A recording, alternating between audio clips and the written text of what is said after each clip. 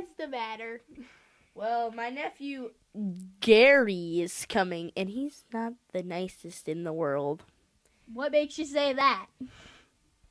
Uncle Barry! Fine. Hi, Uncle Barry. Hi, Gary. You know what? What? I'm better than you. I know. You want to see how many medals I have?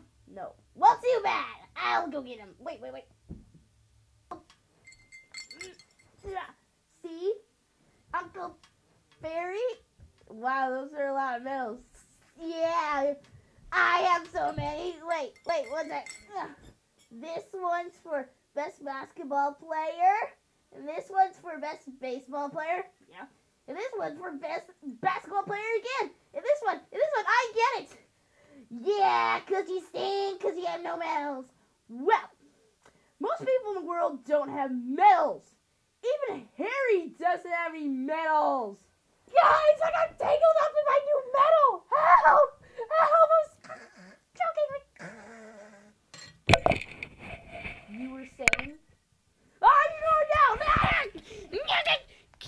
One, two, three. Guys, how do you wear medals? Get lost! See? I even can take you down. Okay, ready? 1, 2, 3.